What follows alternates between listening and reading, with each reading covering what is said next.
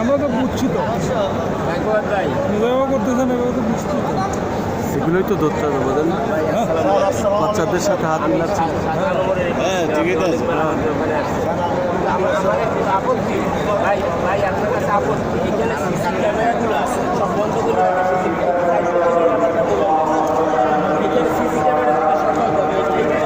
Sir আসসালামু আলাইকুম sir.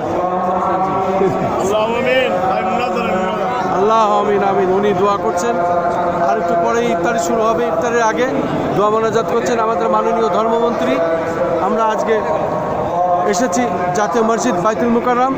আজকে 29 দিন, আজকে 29 রমজান, আজকে 29 রমজান।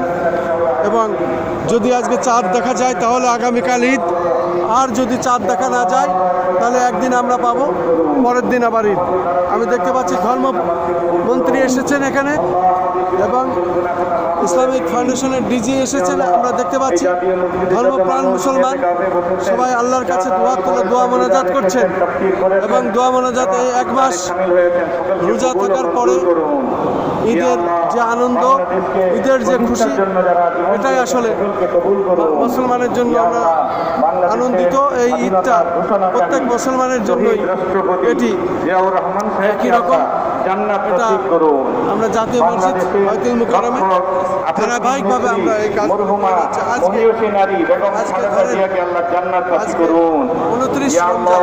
যদি আজকে চাঁদ দেখা যায় তাহলে আগামীকাল ঈদ, এবং সকল মানুষের ভালোবাসার পাত্র জনাব তারেক রহমান মাননীয় প্রধানমন্ত্রীকে সুস্বাস্থ্য নিয়ে হায়াত দান করুন। বাংলাদেশের ধর্মপ্রাণ মানুষদেরকে নিয়ে, আলেম সমাজকে নিয়ে, সকল আমরা দেখতে পাচ্ছি তার এই সরকার এবং এই কাজকে আল্লাহ বরকতময় করে দিন। তারা দোয়া মোনাজাত করছেন। আমাদের ধর্মমন্ত্রী এসেছেন, ইসলামিক কবুল করুন। ফাউন্ডেশনের মাধ্যমে এই দোয়া হচ্ছে এবং মোনাজাত হচ্ছে। এই দোয়া মোনাজাত পরেই আজান, তারপরেই আবার হবে ইফতারি। আমরা দেখতে পাচ্ছি ধারাবাহিকভাবে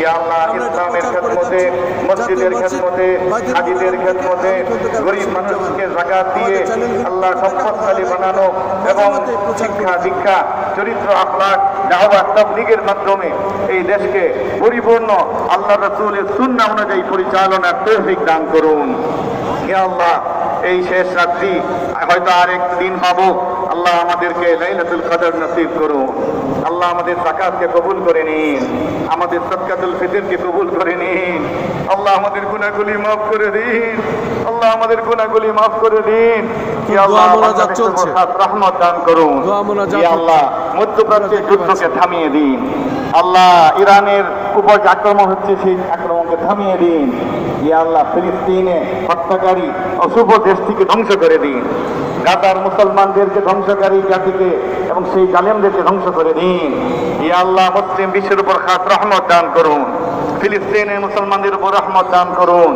সুদানের মুসলমানদের উপর রহমত দান করুন। কাশ্মীরের মুসলমানদের উপর রহমত দান করুন। চীনের মুসলমানদের উপর রহমত দান করুন। খাস করে বাংলাদেশের সকল মুসলিম মুসলমানদের উপর খাস রহমত দান করুন। বাংলাদেশকে দৃশ্যমান ও দৃশ্যমান সকল দুশ্মনের হাত থেকে হেফাজত করুন। ইয়া আল্লাহ, জনাব তারেক রহমানের সরকারকে আপনি হেফাজত করুন। ইসলাম এবং দেশের স্বাধীনতা সার্বভৌমত্বের জন্য কাজ করার তৌফিক দান করুন।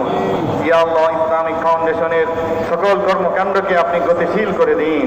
ইয়া আল্লাহ, এর মহাপরিচালক সহ সকল কর্মীবৃন্দকে আল্লাহ নেক হায়াত, সুস্বাস্থ্য দান করুন।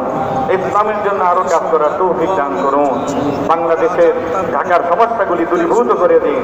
ট্রাফিক জ্যামকে দূরীভূত করে দিন। দ্রব্য মূল্যকে সহনীয় রাখার তৌফিক দান করুন। ওয়াসাল্লাল্লাহু তাআলা على خير خلقه محمد وعلى آله وأصحابه أجمعين. اللهم إنك عفو كريم تحب العفو فاعف عنا. سبحان ربك رب العزة عما يصفون وسلام على المرسلين والحمد لله رب العالمين.